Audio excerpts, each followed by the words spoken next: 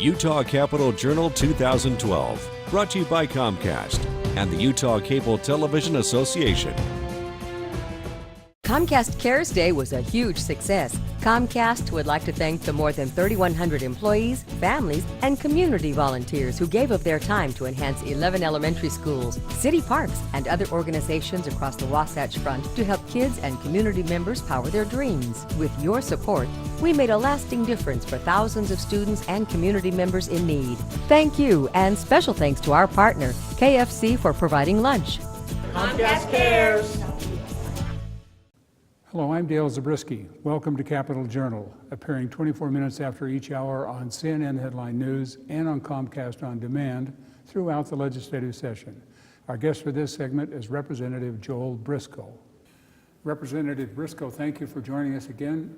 You're running your bill on underground utilities. Tell us what's happening with that bill now. Well, thank you. It's House Bill 291, undergrounding utilities.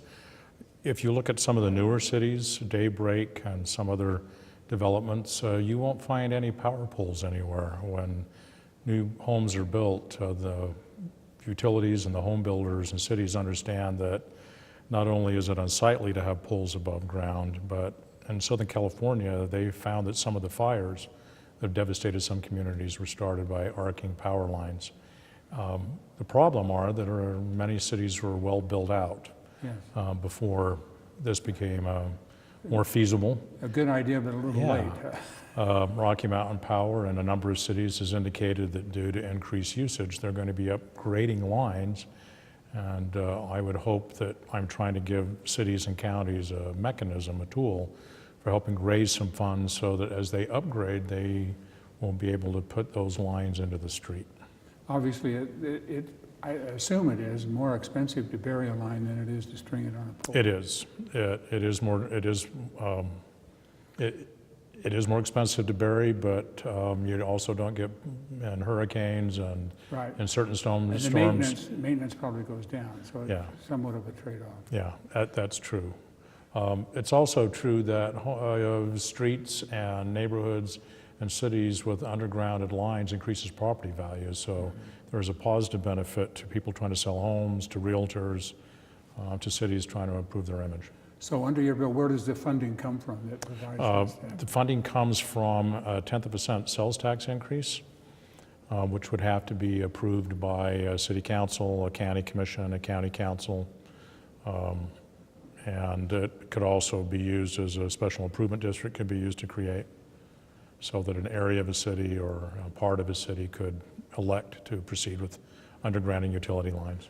Do you see, especially larger cities, doing this area by area rather than citywide? Or? You know, in San Diego, California, they bury 10 to 15 miles of power lines a year, and they have a set fee that's spread out across the city, and if a neighborhood wants to speed up the process, they can elect to throw in a little bit more. They estimate $2,000 to $3,000 cost over 20 years for a homeowner.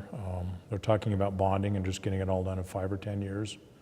You know, that's a bridge. We got to cross the bridge of getting the bill passed first. And then cities could elect how they proceed. How much of a fiscal note is there on this bill? It's a significant fiscal note, which we're trying to reduce by maybe limiting it now to first-class cities to start the process. Okay. And let some of the larger cities see how it works before we decide whether it's ready to roll out statewide. And where is the bill in the process?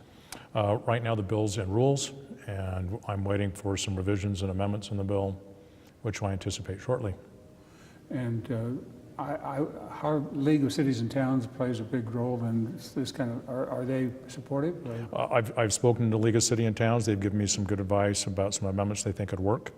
Rocky Mountain Power has indicated that they would like to study this issue, and they're hearing from many of their residential customers they'd like to see lines go underground. Representative Briscoe, thank you for being with us, explaining that bill to us. Thank you. Thank you for your time. Appreciate it, Nell. Thanks for being with us. Please join us again for Capitol Journal, appearing 24 minutes after each hour on CNN Headline News and on Comcast On Demand throughout the legislative session. You can also find us on Facebook.